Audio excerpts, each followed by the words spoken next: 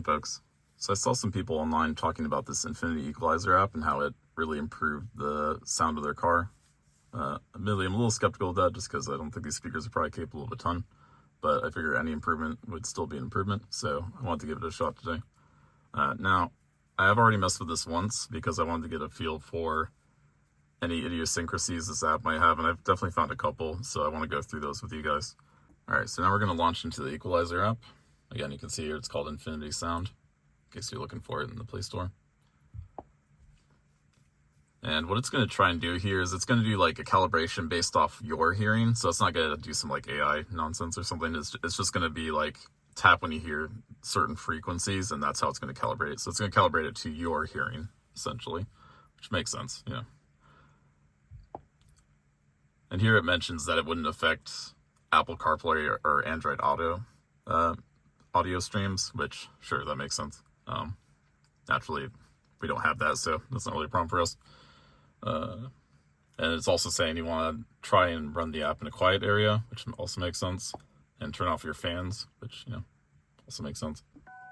So this is the part that caught me out the first time, is that it says here that you want to lower the volume till the beep is barely audible, and that is definitely not correct for this car. Maybe it made sense with the Infinities, I'm not sure. So this page is not the calibration test. This is just a page that'll show you to kind of sample what you're going to hear. So this is a good place to check that you can actually hear the low sample, because if you can't hear it here, you're definitely not going to hear it in the actual test. So as long as it's at least audible to you, it doesn't have to be loud, but it does need to be audible. Here we go.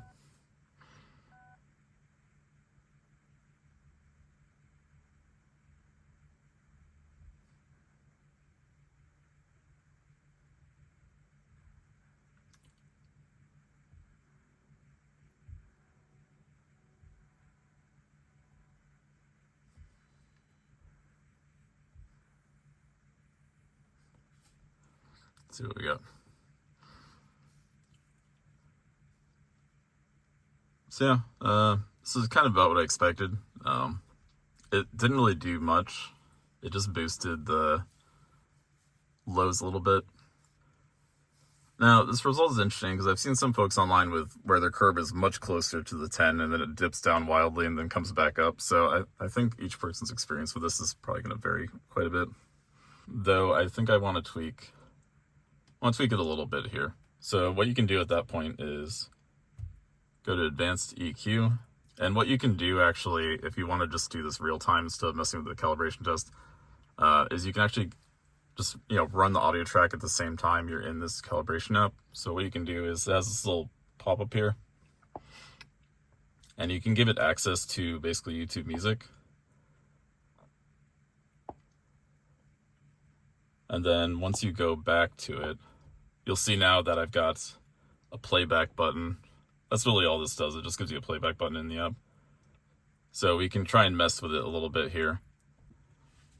So I tried a little experiment where I just like maxed out the lows and highs a little bit here. And what I found was that you definitely get some crackling when you're trying to push it this hard on the top end.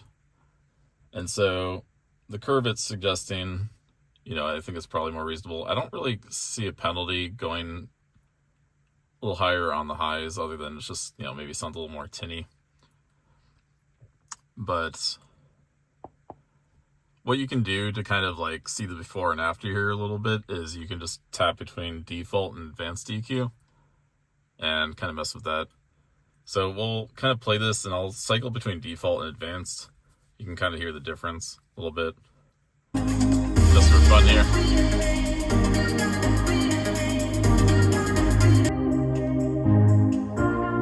Yeah, this is where you start to hear the kind of crackle a little bit. I don't know if it's going to come up on camera or not, but definitely sounds bassier with it up at 10 now, for sure.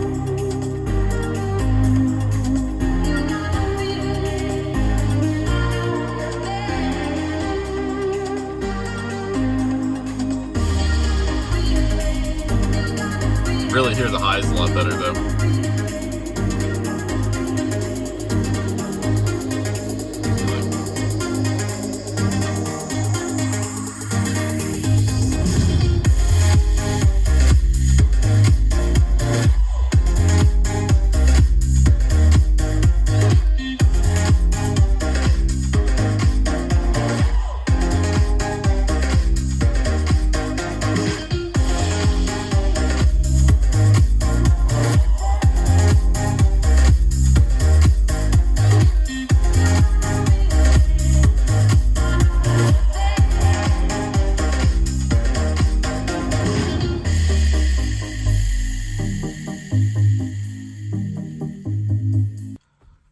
I mean, if you can handle a little occasional crackle, then pushing it this hard can definitely give you some pretty...